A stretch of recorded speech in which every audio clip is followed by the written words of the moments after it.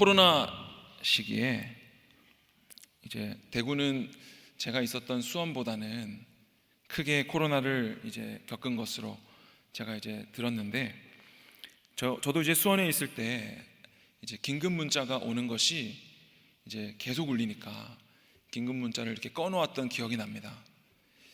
그런데 긴급 문자 중에서 한국 교회가 예배 모임을 자제해 달라는 그런 문자가 간혹 왔었습니다. 이에 대해서 한국 교회는 여러 방면으로 많은 고민들을 해야 했습니다. 우리가 모이지 못하는 이때에 어떻게 예배를 드려야 할까? 어떤 것이 하나님께서 기뻐하시는 일일까? 정말 치열한 고민들을 해야 됐고 실행해야만 했습니다. 그때 한 유명 목사님께서 이런 말씀을 하셨습니다.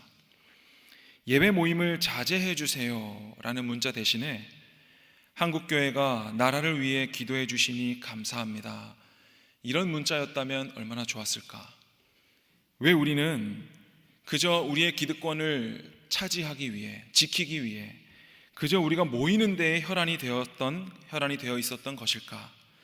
우리가 되려 복음을 가지지 못하고 진리를 가지지 못해서 불안해하는 이 세상 사람들을 위해서 기도하고 그들을 섬겼더라면 한국교회가 나라를 위해 기도해 주셔서 감사합니다라는 긴급 문자, 감사의 문자를 우리가 받을 수 있지 않았을까 하는 이야기였습니다. 저도 이 문자를 받고 나서 어떻게 하면 모일 수 있을까? 어떻게 하면 우리가 예배를 드릴 수 있을까 해서 우리가 어떻게 하면 세상 사람들을 돕고 섬길 수 있을까 하는 마음으로 점차 바뀌어 갔던 것 같습니다. 저는 결혼을 하고 나서 신학교에 입학을 했기 때문에 이제 신학 9년차, 이제 목회 9년차입니다.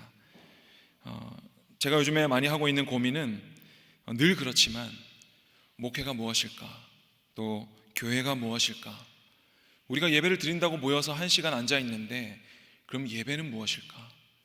예배를 드렸다는 것은 무엇일까? 이런 것입니다. 그저 한국에 있는 교회 안에 내가 몸을 담고 맡은 사역을 훌륭하게 감당해내고 시키는 일만 잘 해나간다면, 맡겨진 양들을 잘 섬기고 꼴을 먹이고 그들을 위해서 기도하면 그것으로 나는 괜찮은 것인가? 나는 하나님 앞에 한 사람의 성도로서, 하나님의 백성으로서, 하나님의 자녀로서 나는 정말로 잘하고 있는 것인가? 이런 고민들을 늘 하게 됩니다.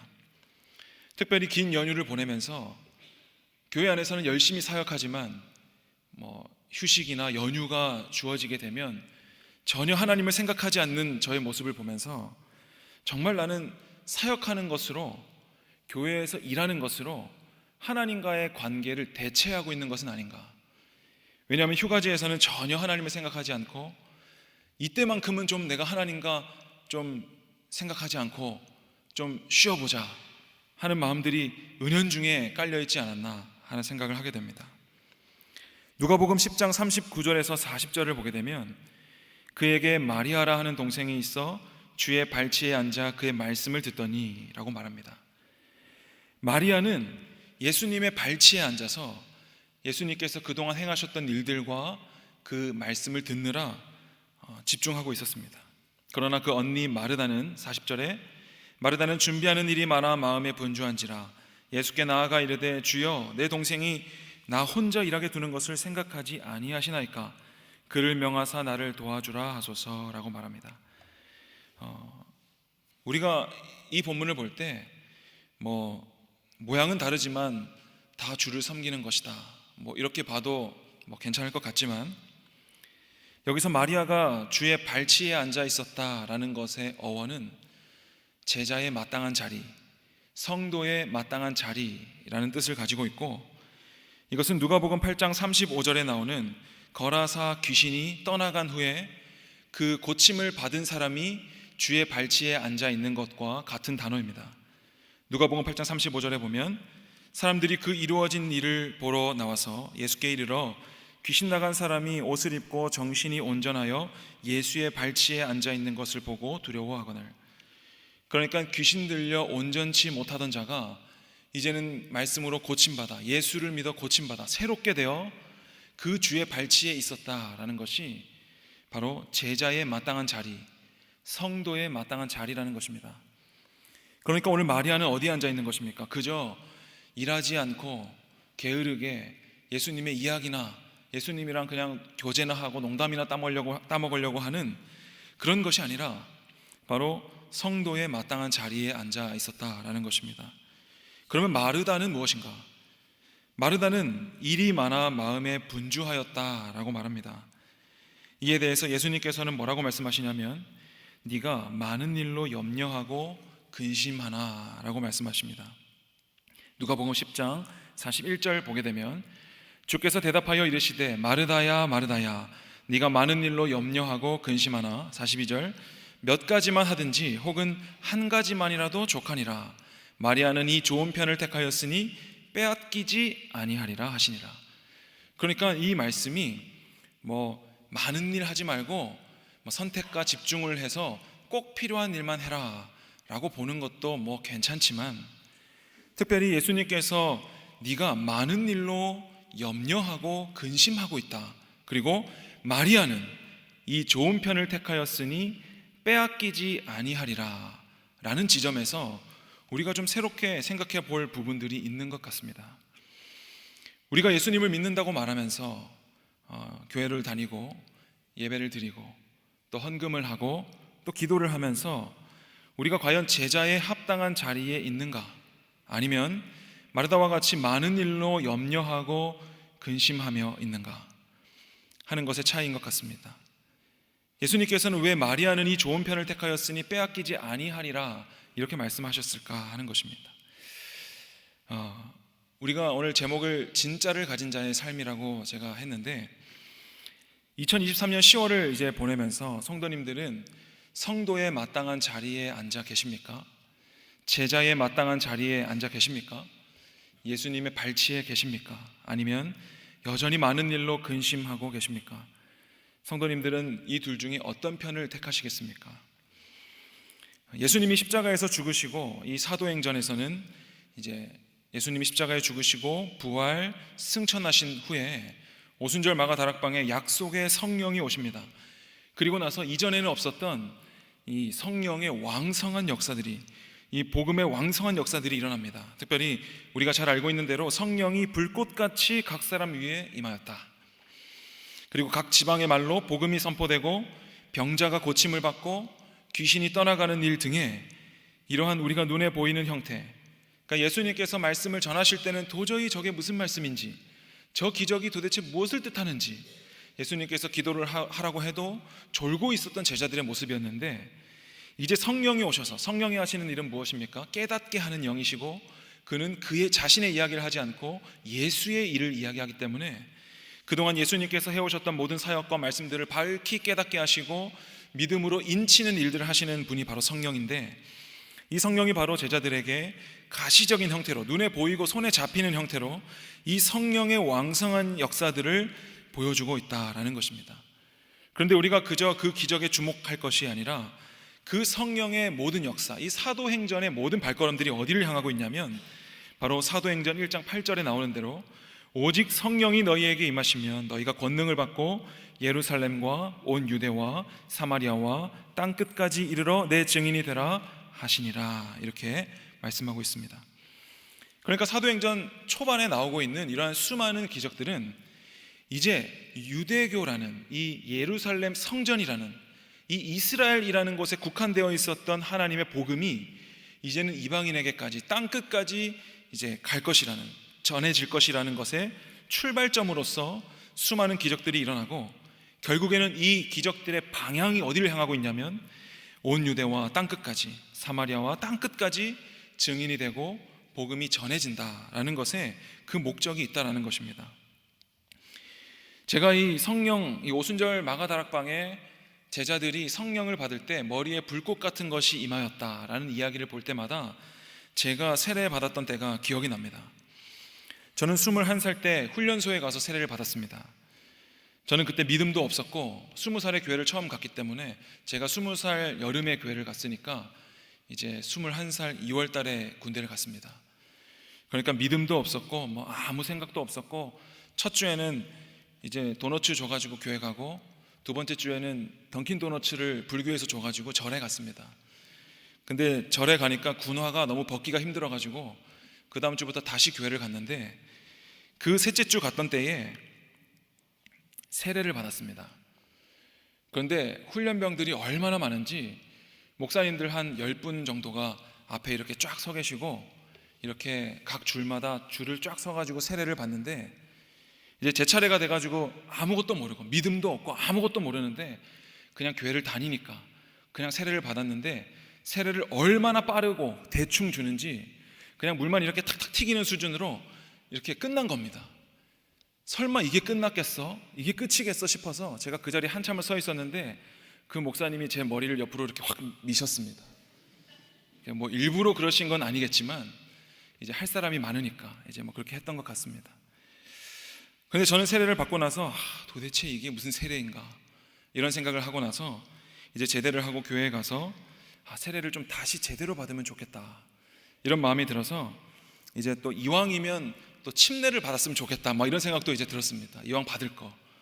그래가지고 이제 교회에다가 세례를 좀 다시 받을 수 있는지 문의를 했더니, 세례는 평생에 한 번만 받는 거라고 이제 다시 안 받는 게 좋겠다고 이렇게 말씀을 해주셔서 제가 그냥 훈련소 때 받았던 것으로 그냥 믿음으로 받아들이고 있습니다. 기회가 된다면 저는 침례를 꼭 한번 받아보고 싶습니다. 뭐 침례가 옳다라는 이야기가 아니라 뭐 믿음으로 받는 것인데, 기왕이면 한번 해보고 싶다라는 것입니다. 그래서 제가 사도행전의 이 오순절에 임했던 성령 이야기를 보게 되면 늘 그때가 생각나고, 내 세례는 좀 뭔가 아쉽다 뭐 이런 생각을 이제 하게 되는데, 사도행전에 나오는 이런 놀라운 역사들, 베드로가 설교를 하면 3,000명씩 회심을 하고, 그리고 성전 미문에 앉은 못 걷는 자가 다리가 고침을 받고, 그리고 성령의 역사로 귀신이 떠나가는 이러한 놀라운 역사들 앞에 이제 제가 하던 일을 다 내려놓고 신학교에 가기로 결정을 하고 또 그렇게 목회를 하고 있는 이 와중에 하나님께서는 왜 저에게 이러한 놀라운 일들을, 이런 놀라운 기적과 능력들을 주시지 않는가? 제가 청년들을 생각할 때 그냥 뭐 손을 얹으면 다 기도가 응답되고 병이 낫고, 심지어 바울은 몸속에 지니고 있었던 손수건을 가지고만 가도 다 병이 나았는데 왜 이러한 기적을 저에게는 주지 않으시고 하나님은 나를 부르셨는가? 이런 것들을 주신다면 제가 훨씬 더 훌륭한 목회를 할 수 있을 텐데 하나님은 왜 주시지 않는가? 성전 미문에 앉은 못 걷는 자를 향해서 뭐 다리를 고쳐주기는 고사하고 그냥 은금 그냥 동전 1,000원짜리 몇 개 주고 마는 그런 이런 작금의 현실 속에서 과연 나는 무엇을 위해 목회를 하지? 하는 생각들을 하게 됩니다. 저의 이러한 불평들은 제가 사도행전 7장을 읽을 때에 쏙 들어갔습니다. 왜냐하면 스데반이 은혜와 권능이 충만하여 큰 기사와 표적을 민간에 행하였다라고 나오는데, 이 스데반이 은혜와 권능이 충만하여서 기사와 표적을 행했던 결과가 3,000명의 회심이 아니라 바로 고발이었기 때문입니다. 스데반이 당했던 것은 누명이었고 법정에 서서 고발당하는 일이었습니다. 스데반을 본 어떤 무리가 스데반이 큰 기사와 표적을 행하는 것을 보고 스데반과 논쟁합니다. 그러나 이들 스스로 스데반의 지혜와 성령으로 말함을 이기지 못하여 거짓 증인들을 매수하여 이들을 누명을 씌우고 고발하게 됩니다. 거짓 증인들이 했던 말이 무엇이냐면, 스데반이 모세와 하나님을 모독했다라는 것과 성전을 헐겠다고 거짓 증언을 하는 것과, 그리고 그런 것들로 이제 거짓말을 해서 공회 앞에 세웁니다. 이때 놀라운 것은 사도행전 6장 15절에 공회 중에 앉은 사람들이 다 스데반을 주목하여 보니 그 얼굴이 천사의 얼굴과 같더라 하는 것입니다. 스데반은 도대체 무엇을 가졌길래, 스데반은 우리와 똑같이 성령을 받았고 똑같이 신앙생활을 하고 똑같은 하나님을 믿는데, 스데반은 어떻게 이렇게 누명을 쓰고 기적과 또 성령의 충만함을 가지고 있으면서도 그 누명 앞에서 천사의 얼굴을 하고 있을 수 있는가? 성령의 어떤 역사가 스데반을 그렇게 만들었는가? 이 스데반은 성령과 지혜가 충만한 자였습니다. 이 성령과 지혜로 이 스데반은 자신을 항변하지 않습니다. 누명을 벗기 위해서 애쓰지 않습니다. 그저 스데반은 이 구속사에 대한 장황한 설교를 시작합니다. 성령과 지혜로 복음을 전합니다. 그리고 그 결과 역시 3,000명의 회심이나 병든 자가 고침받거나 이런 것이 아니라 죽음입니다. 사도행전 7장 57절에서 58절에 보면 그들이 큰 소리를 지르며 귀를 막고 일제히 그들에게 달려들어 성 밖으로 내치고 돌로 칠세 증인들이 옷을 벗어 사울이라 하는 청년의 발 앞에 두니라. 이 스데반의 은혜와 권능이 충만하고 지혜와 성령이 충만하여 온갖 기사와 표적을 행하고 아주 능력 있는 복음을 전한 결과가 무엇이냐면 바로 돌에 맞아 죽음이라는 것입니다. 이 스데반 앞에 더 이상 제가 하나님 저도 좀 능력 주시고 좀 기적을 행할 수 있는 좀 그런 것 좀 저에게 주셔서 저도 좀 능력 있는 목회하게 해주십시오라는 말은 너무나 부끄러운 말이 되었습니다. 스데반은 정말로 끝까지 진짜로구나 하는 생각이 듭니다. 그 천사의 얼굴과 같은 그 얼굴은 아마도 돌에 맞으면서도 천사의 얼굴이었을 것 같습니다. 이 스데반이 돌에 맞아 죽을 때 이제 그 앞에 잔이라 잠들었다라고 이야기할 때 이제는 정말 천사와 같은 얼굴로 하나님 품에 안겨서 참된 평안과 기쁨을 누리고 있을 거라 그렇게 생각합니다. 그리고 그러한 거짓 증언과 모함 앞에서도 그리고 죽음의 위협 앞에서도 스데반의 마지막 기도는 죄를 그들에게 돌리지 마옵소서라는 것으로 예수님을 생각나게 합니다. 이 스데반의 죽음 앞에 그리고 기적과 능력을 부러워했던 제 마음은 너무나 어린아이와 같이 낮아집니다. 나의 사역은, 나의 목적은 이 사역자로서의 삶을 떠나서 이 개인 성도로서의 내 삶은 여전히 예수님 안에서 잘 죽는 것이구나 하는 생각이 듭니다. 그러나 나는 아직 너무나 생생하게 살아있어서 정말 이렇게 겉으로 드러나는 것에 너무나 내 마음을 빼앗기고 있다는 생각이 듭니다. 그래서 2023년 연말을 보내면서 저는 다시금 나의 모든 정욕과 이 정욕이라는 것이 참 게으름부터 시작해서 많은 것이 있는 것 같은데 이 모든 정욕, 내가 의지하는 눈에 보이는 모든 것들 의지하지 아니하고 정말로 나는 부인되고 나는 죽고 오직 예수로 살아야 되겠다 하는 생각이 듭니다. 사도행전 4장에 보면 이러한 성령의 왕성한 역사들이 계속해서 이어지는데 특별히 우리가 잘 알고 있는 대로 초대교회의 성도들이 각자의 물건을 팔아 각자의 소유를 팔아 그 물건을 서로 통용했다는 이야기가 너무나 유명합니다. 그래서 날마다 우리가 초대교회로 돌아가자는 이야기를 하는데 사실 초대교회는 문제가 굉장히 많았습니다. 고린도 교회나 갈라디아 교회나 초대교회는 여전히 문제가 많은 것입니다. 그런데 특별히 성령의 왕성한 역사로서 이때에 성령을 받았던 제자들이 자신의 물건을 서로 나누고 한 마음 한 뜻이 되어서 예수님을 섬겼더라 하는 것이 이렇게 상징되고 있는 것인데 5장에 가게 되면 아나니아와 삽비라 사건이 나옵니다. 그러면 아나니아와 삽비라의 죄가 무엇인가 하니 사도행전 5장 1절부터 3절에 보면 아나니아라 하는 사람이 그의 아내 삽비라와 더불어 소유를 팔아 그 값에 얼마를 감춤해 그 아내도 알더라. 얼마만 가져다가 사도들의 발 앞에 두니 베드로가 이르되 아나니아야 어찌하여 사탄이 내 마음에 가득하여 내가 성령을 속이고 땅값 얼마를 감추었느냐 라고 말합니다. 아니 부부가 마음을 모아서 자기 소유를 팔아 일정 금액을 교회에 헌금한 것이 무슨 죄가 됩니까? 그리고 거기에 대해서 베드로는 이 목회자가 어떻게 헌금을 가지고 온 성도에게 네 안에는 지금 사탄이 가득하다라고 말하는 것이 좀 너무해 보인다라는 생각이 듭니다. 심지어는 이 말을 들은 아나니아가 그 자리에서 죽게 되고 3시간이 지나 아무것도 모르는 아내 삽비라에게 찾아가서 베드로가 똑같이 추궁을 하니까 이 삽비라 역시도 죽게 됩니다. 아니 자기 소유를 팔아서 일정 금액, 일정 부분을 교회에 헌금한 것이 도대체 무슨 죽을 죄가 되는가 하는 것입니다. 어쩌면 하나님은 돈의 액수를 보시는가, 아니면 정직을 보시는가, 아니면 애초에 그들의 중심이 잘못되었던 것인가, 우리가 정확히는 알 수 없지만 제가 많은 주석을 참고해 본 결과 이것은 이 아나니아와 삽비라의 죄의 본질은 이 성령의 왕성한 흐름과 역사, 특별히 이 교회가 세워지고 교회가 한 마음 한 뜻 되어 자기의 물건을 통용하고 서로가 사랑하며 교제할 때 그 성령의 역사에 반하는 행동으로서 자기들의 소유를 뒤로 챙긴 것입니다. 그러니까 이것은 윤리도덕적으로 어떤 거짓말을 했다, 정직하지 못했다 이런 것이라기보다는 이 성령의 큰 역사와 흐름 속에서 이 교회의 고해 공동체의 본질을 위협하는 일로서 아나니아와 삽비라가 이런 죄를 지었다라는 것입니다.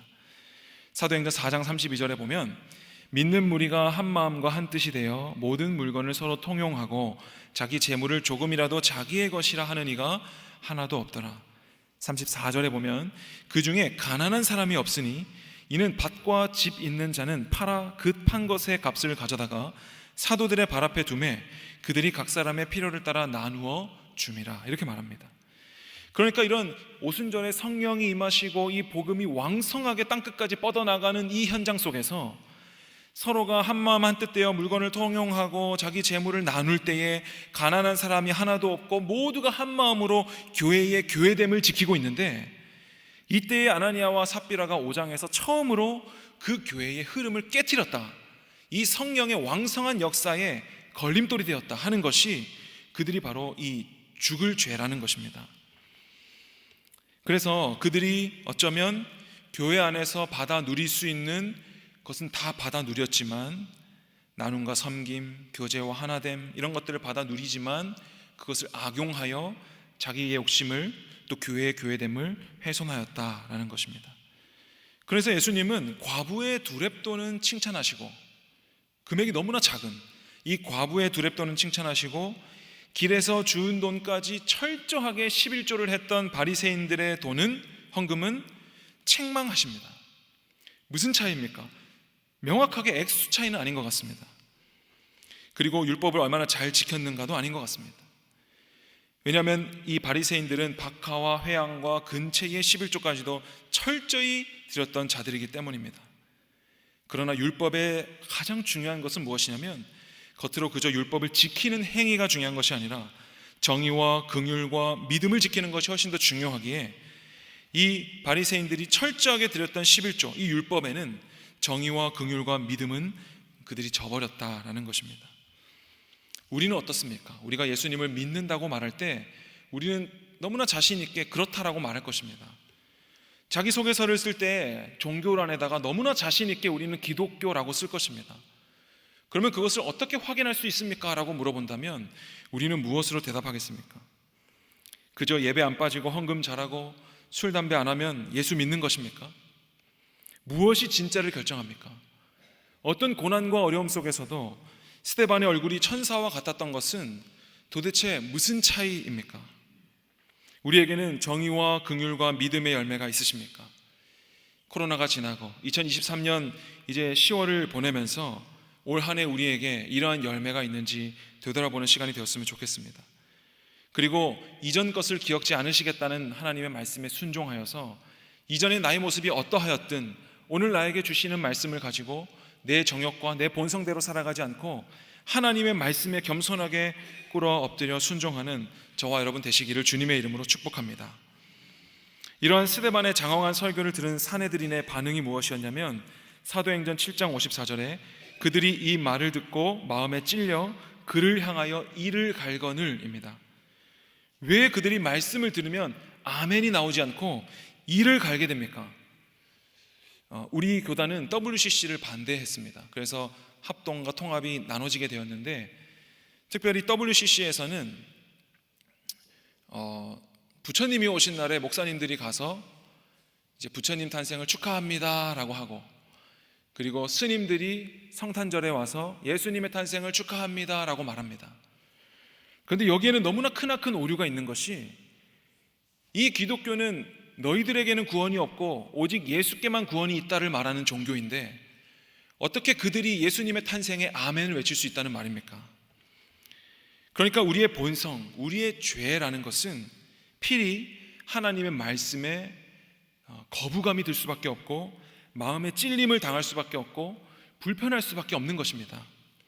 왜냐하면 이 말씀, 하나님의 말씀은 언제나 내 본성을 거슬러서 내가 할 수 없는 선택지들을 요구하기 때문에 그렇습니다.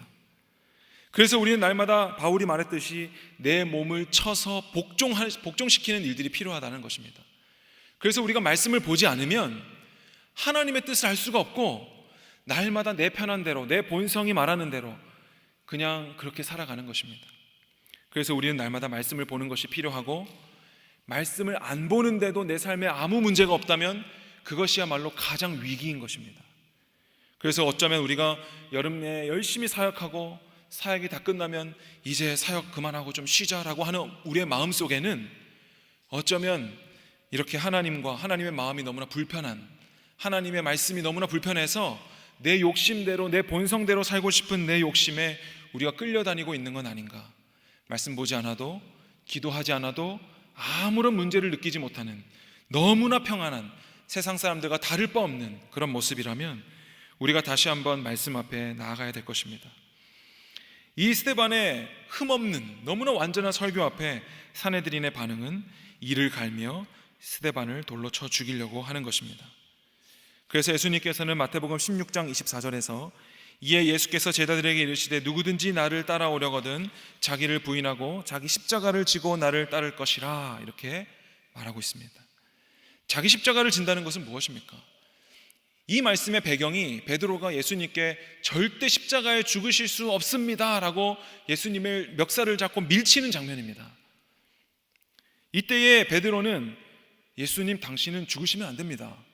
우리에게 그간 보여줬던 놀라운 기적과 놀라운 그런 능력으로 우리를 로마에서 해방시켜 주셔서 그때에 내가 예수님의 좌우편에 한 자리라도 차지할 수 있도록 당신은 지금 죽어서는 안 됩니다 하는 것입니다.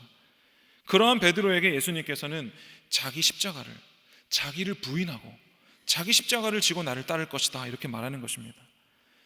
우리가 신앙생활을 하면서 어쩌면 이 기도에 응답해 주십시오, 그리고 내가 헌금을 이만큼 드립니다 하는 것들이 어쩌면 내가 원하는 것을 이루기 위해서 예수님을 이용하고 있지는 않습니까? 그러나 예수님께서는 날마다 자기를 부인하라 말씀하십니다. 자기 십자가를 지고 따르라 말씀하십니다. 오늘 이 스데반의 죽음이 상징하는 바는 그냥 그저 한 사람의 어떤 처절한 어떤 죽음, 그냥 낭비, 이런 것이 아닙니다. 이 스데반의 죽음으로 인하여서 교회를 향한 이 전면적인 박해가 시작됩니다. 사도행전 8장 1절에 보면 사울은 그가 죽임 당함을 마땅히 여기더라. 그날에 예루살렘에 있는 교회에 큰 박해가 있어 사도 외에는 다 유대와 사마리아 모든 땅으로 흩어지니라. 경건한 사람들이 스데반을 장사하고 위하여 크게 울더라. 사울이 교회를 잔멸할세 각 집에 들어가 남녀를 끌어다가 옥에 넘기니라. 이제 교회가 모이지 못하게 되었습니다. 이제는 교회뿐만 아니라 집에도 들어와서 남녀를 끌어다가 옥에 가두니 집에도 있을 수가 없습니다. 예루살렘에 있는 모든 성도들이 이제 뿔뿔이 흩어져서 어디로 가는가 하면 온 유대와 사마리아와 모든 땅으로 흩어져서 복음을 전하게 됩니다. 그들은 어떻게 모이지 못함에도 불구하고 그렇게 믿지 않는 자들에게 복음 전하는 삶을 살았을까요? 그들이 자신들의 기득권을 차지하기 위해서 사내들인 공회 앞에 서서 목숨 걸고 시위를 하거나 우리를 모이게 해달라, 이렇게 하지 않았다는 것입니다. 그들은 여전히 모이나 모이지 않으나 교회로서의 성령의 왕성한 역사의 그 흐름 속에 동참하고 있었다는 사실입니다. 천국 잔치에 참여하고 있었다는 것이고, 창세전에 한 영혼을 작정하여서 구원받을 자를 구원해 내고야 마시는 이 하나님의 큰 구원의 역사 속에 그들이 자신의 몸을 온전히 내어 맡겼다라는 것입니다. 그들의 정체성, 그들의 성령을 모시고 있는, 성령을 받은 그 오순절 다락방에서 임했던 그 성령을 받은 성전으로서, 그리고 교회로서의 정체성이 모이느냐 모이지 않느냐에 의해서 결정되지 않았다라는 것입니다.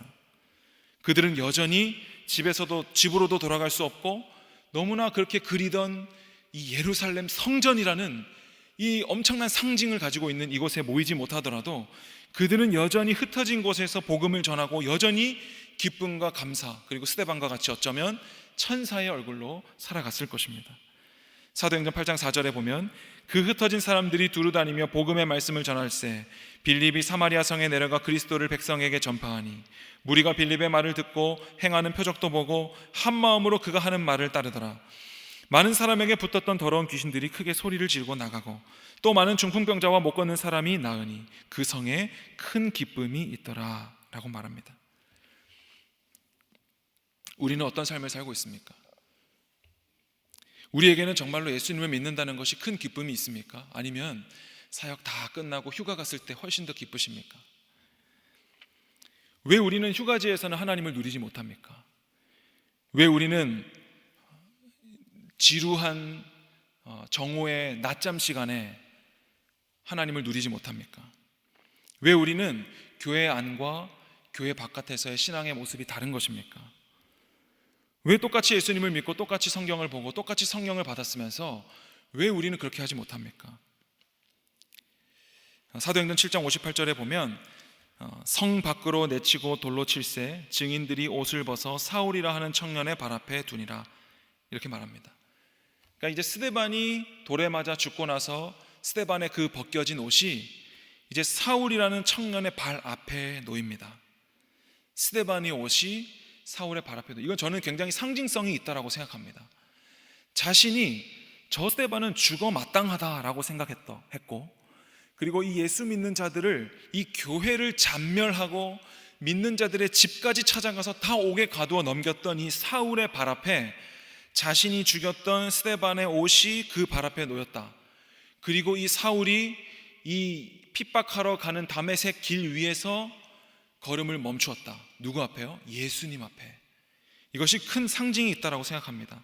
결국에 이 사도행전의 역사는 그저 한 사람이 병고침을 받았는가, 스데반이 엄청 낭비적인 죽음을 맞이했는가, 이런 이야기라기보다는 오늘 하나님께서 이 이방인의 사도로 불리우는 사울을 택하시고, 바울이라 하는 이 사울을 택하셔서 어떻게 이 복음서까지 구약의 모든 약속이 예수 십자가에서 이루어지고 성취되고 완성된 이 일이 성령이 오셔서 어떻게 깨달아지며 이것이 어떻게 가시적인 형태로 땅끝까지 전해져 가는가, 이것이 바로 오늘 이 바울을 통해서 이방인의 사도요 땅끝까지 복음이 전해지게 하리라 말씀하셨던 이 바울을 통하여서 전해지는 일을 하기 위해서 오늘 스데반의 죽음은 이 사울의 발 앞에 놓이게 되는 것입니다.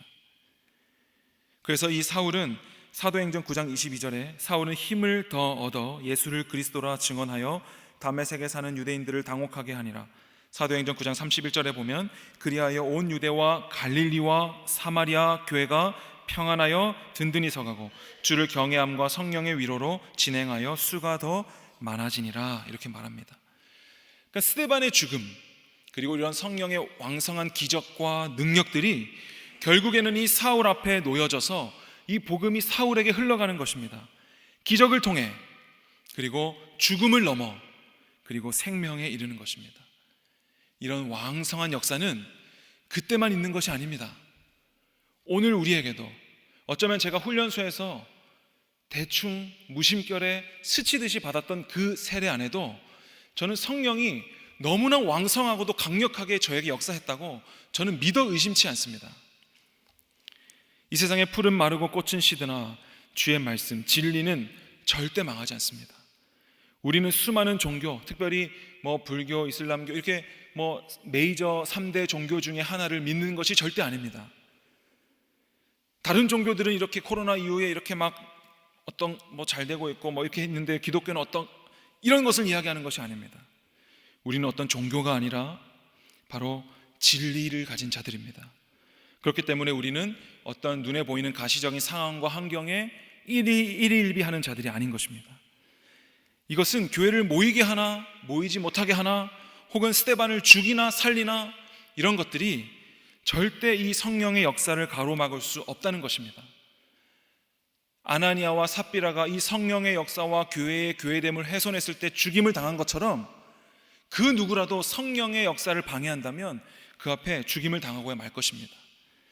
그래서 오늘 우리 앞에 놓여있는 이 복음, 오늘 사울 앞에 놓여있는 이 예수 그리스도라는 이 복음, 그것이 오늘 우리 앞에도 놓여있다는 이 사실 앞에 우리 2023년 10월에 우리는 어떤 편을 택하시겠습니까?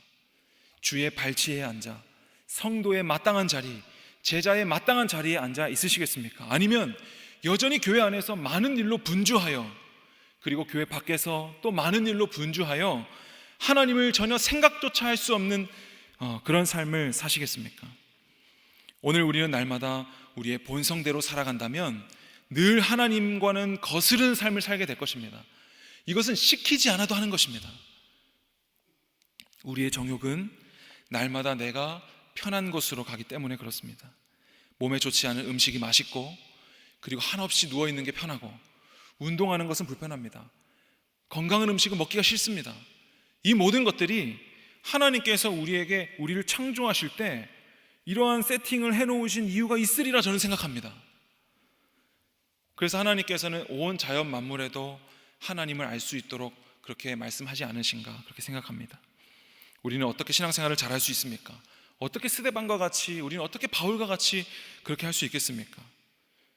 어쩌면 저는 오늘 우리가 스데반을 본받자, 바울을 본받자라고 말씀드리기보다는 오늘 하나님께서 여러분들을 통해서만 하실 수 있는 일들이 저는 있다고 생각합니다. 그리고 저를 통해서만 하실 수 있는 일들이 있다고 생각합니다. 바울은 할 수 없습니다. 스데반도 할 수 없습니다. 여러분들만 하실 수 있는 일이 있습니다. 그것은 시간과 공간을 초월하고, 오늘 성도님들이 살아가는 모든 삶의 자리, 성도님들이 그동안 살아오셨던 모든 지식과 경험과 모든 내 처한 환경들 속에서 오늘 내가 갈 바를 알지 못하나 내 본성을 거슬러 말씀이 가라고 하시면 한 걸음을 내딛는 이 믿음의 한 걸음을 통하여서 하나님께서는 오늘 이 복음이 또 내 발 앞에, 또 누군가의 발 앞에 기적을 통해 또 죽음을 넘어 생명으로 우리에게 왕성하게 여전히 역사하실 줄로 믿습니다. 그러면 예수님께서 우리에게 말씀하셨던 대로 이보다 더 큰 일도 하리라 말씀하셨던 것처럼 오늘 여러분들만 하실 수 있는 그 일, 오늘 돌아가시면서 하실 수 있는 일, 내일 아침에 눈을 떠서 성도님들이 하실 수 있는 일, 입을 열어 찬양하는 일, 입을 열어 기도하는 일, 입을 열어 복음을 전하고 누군가를 섬기고 세상이 다 넓은 길을 갈 때 나는 좁은 길을 가겠노라고 결정하는 모든 일 속에서 하나님은 여전히 구원할 자를 구원하시고 창세전에 작정된 자들을 구원해 가시는 이 왕성한 구원 열차 속에 오늘 우리를 탑승하게 하시는 이런 놀라운 역사가 오늘 저와 여러분 모두에게 동일하게 있기를 주님의 이름으로 축복합니다.